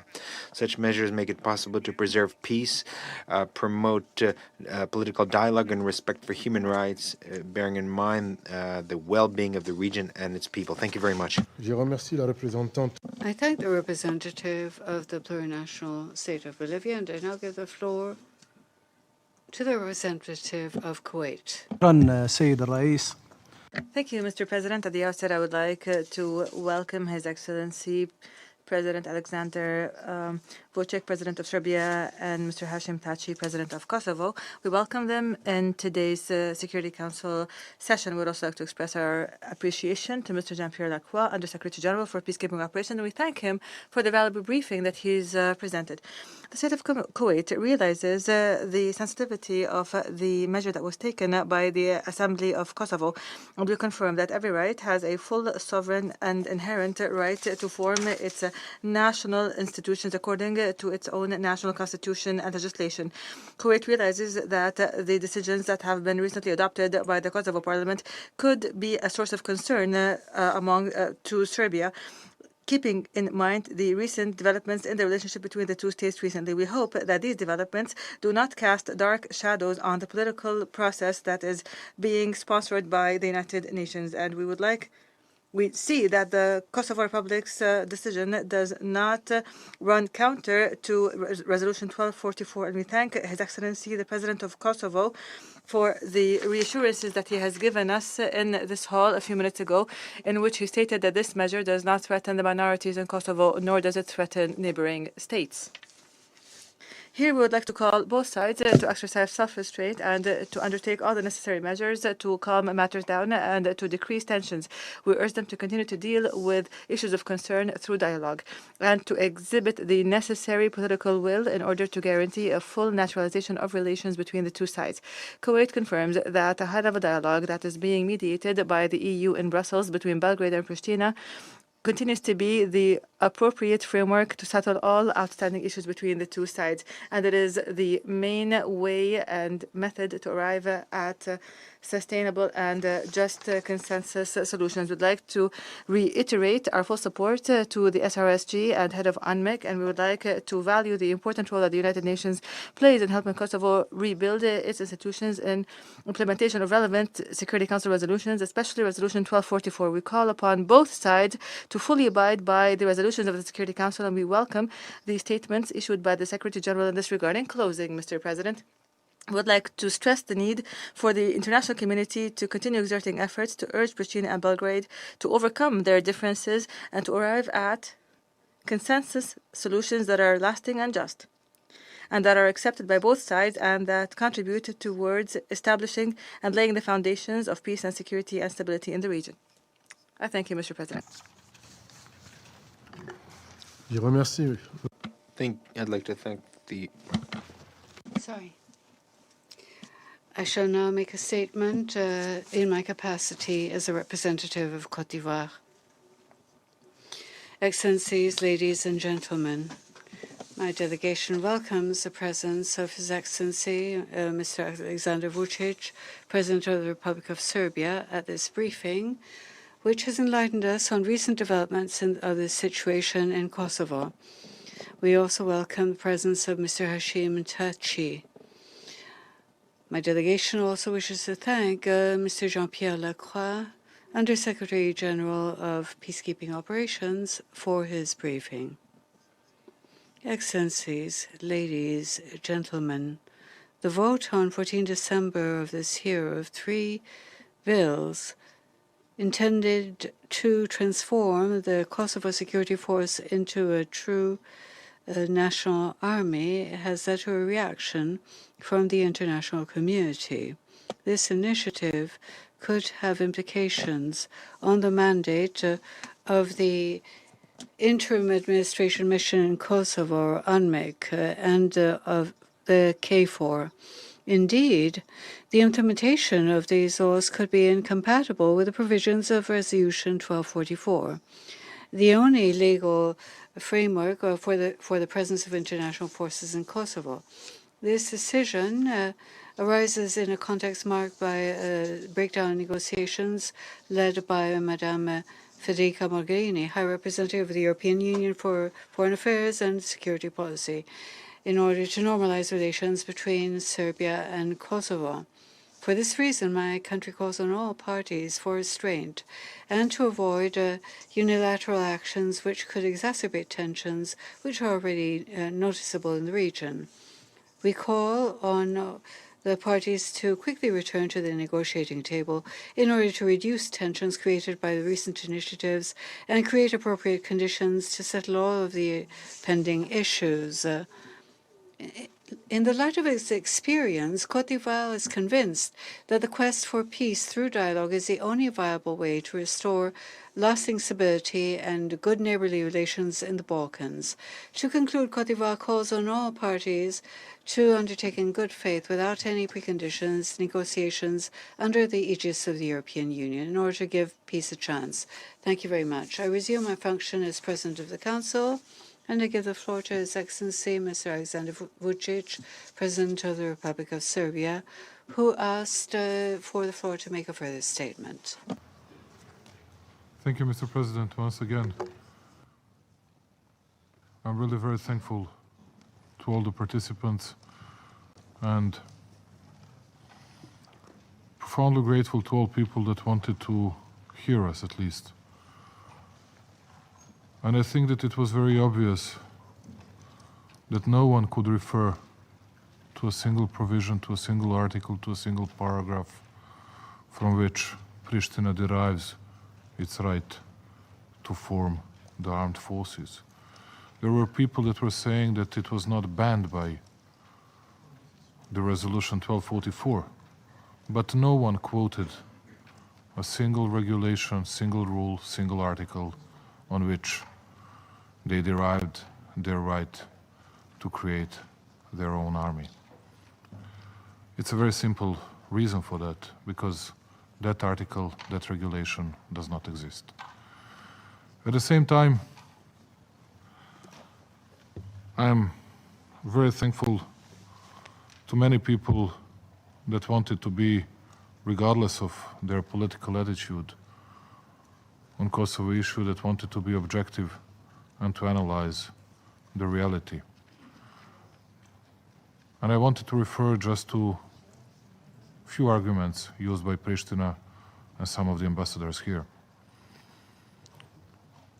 Pristina was saying that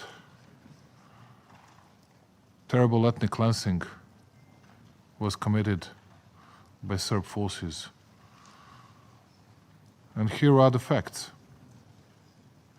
It used to be 1.4 million of Albanians in southern Serbian province. Today, there are 1.7 million Albanian people in Kosovo. And it used to be 220,000 Serbs. There are still 106,000 Serbs living in Kosovo. So these are the numbers. These are the facts. Who committed that ethnic cleansing? Is there anyone who can deny these numbers? I'm not saying that we have always been absolutely right in everything. No, not at all. But I have to say that that kind of biased approach is not only killing the truth, but it's also killing real chances for compromising, reaching a compromise between two sides. At the same time, I heard something that was, in a way, something that I couldn't understand. There were at least Pristina and I think United Kingdom that were referring to Ahtisaari plan. What is that plan about? When that plan was adopted? By whom?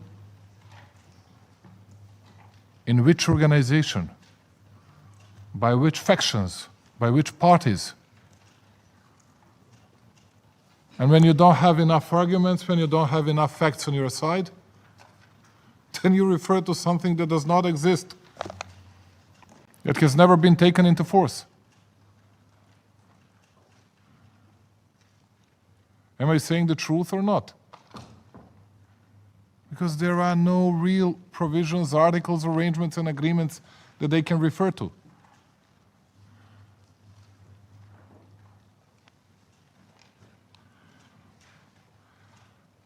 Someone was mentioning here use of force. An ambassador of UK. I have never mentioned that. And we didn't use any kind of force, unlike the other side, that was using force even against the chief negotiator, beating him up, trying to humiliate him, just because he was speaking loudly about Kosovo problem. And he did his notifications in accordance with all our arrangements done with Pristina.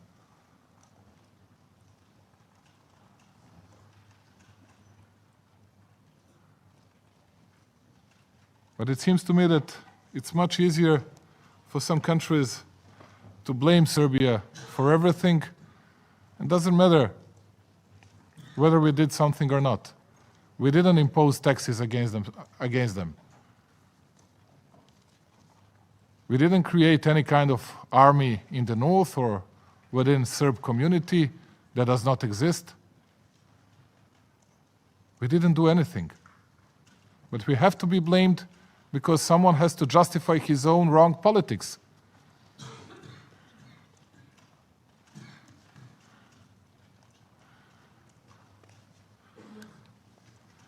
And speaking about Interpol, it was said by Pristina here that only organized crime benefited from the wrong decision of Interpol. No.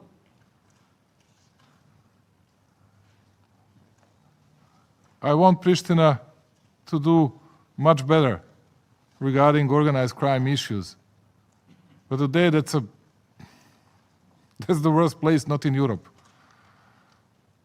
regarding that very important issue. Speaking about support of Serb community to so-called Kosovo armed forces, and then they were coming in tears, you know, complaining on Serbia that were making a huge pressure on them. All 10 mayors from all 10 Serb-inhabited municipalities in Kosovo were referring to Mr. Tači's statement, and they were saying that he was not saying the truth, that they are absolutely against formation of the Kosovo armed forces, all of them, all 10 out of 10. And they see formation of Kosovo armed forces as a grave jeopardy for their survival.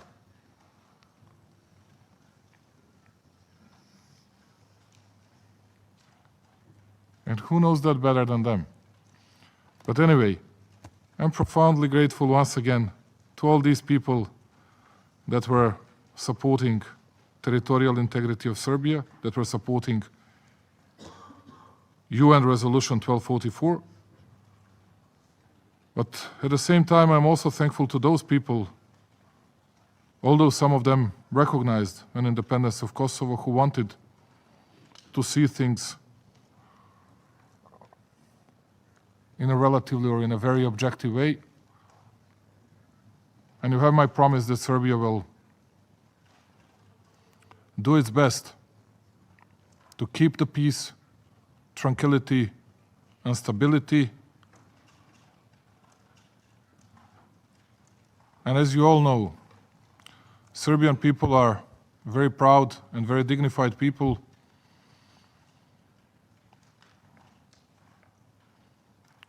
And we just want to avoid all kinds of humiliations. And that's what we don't allow to anyone in the world doing against us. And it doesn't matter how big you are, how small we are. And we'll carry on our dialogue as soon as they withdraw their irresponsible decision on those tariffs. I'm not very optimistic, and I'm just saying to all of you that my concerns and my worries are even bigger today than they were yesterday. And I think that so far we acted and reacted in a very serious and in a very responsible way, and will continue in the same manner. And hopefully one day we'll be able to reach that possible arrangement with Pristina. But in the recent period, everything they did, it was so irresponsible. It was bringing us back 5, 6, 7 years ago. And we need your bigger support, we need bigger role of the United Nations. And we'll be striving, trying and asking you to support all the processes that will lead us to a possible arrangement, much more than it used to be. Thank you once again for listening to us, and hopefully nothing worse will happen in the future than it happened in the recent weeks. Thank you once again for your great attention. Je remercie. I thank President Vučić, and I now give the floor to Mr. Hashim Thaçi. Thank you very much, dear President, for the opportunity to address again. Thank you to everyone for your support and understanding. We cannot deny the past. We know who the victim was, and we know who the aggressor was.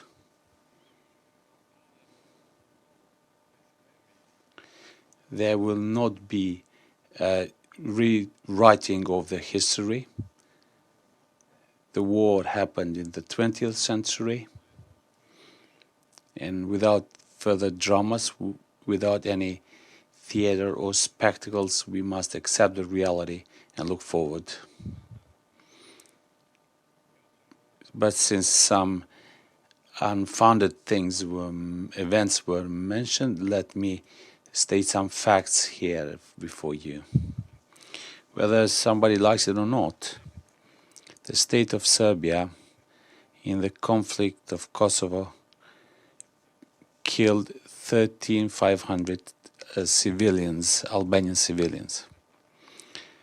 State apparatus of Serbia, their military, paramilitary, police troops raped around 20,000 Albanian women.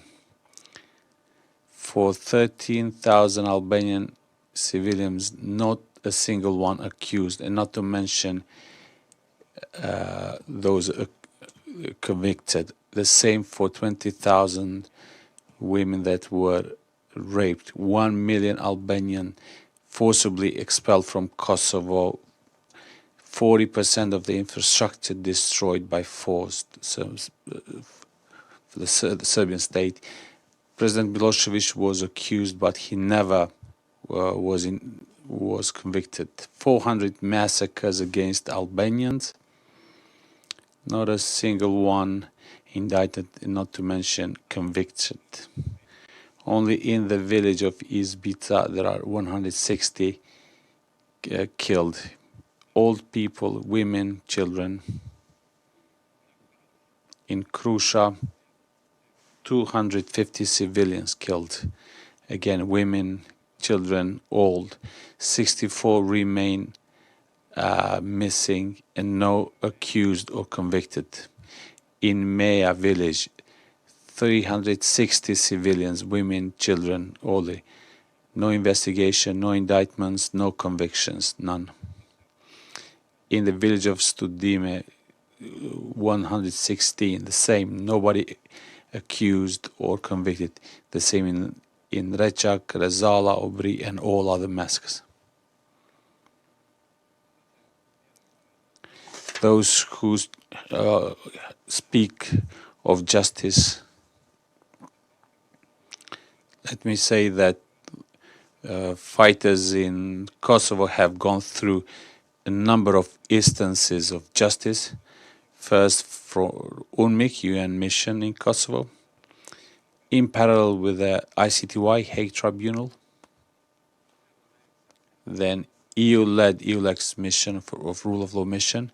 So for now 20 years, after Kosovo wanting to show highest responsibility, state responsibility, and believing in the truth, believing in justice, and in partnership with international community, with the EU, has established by itself specialist chambers and will cooperate with the authority in a transparent and responsible and credible process and manner. But let me also emphasize that regardless that we are victims, today in Kosovo there are more Albanians than Serbs who have been convicted of war crimes, while in Serbia not a single Serb has been convicted for 400 massacres and ethnic cleansing committed against Albanians in Kosovo. Even more, the Office for War Crimes, the prosecutor for war crimes in Serbia is not even operational anymore. I believe in the right war that we conducted, just as I don't put into question that some fighters might have deviated from the struggle for freedom.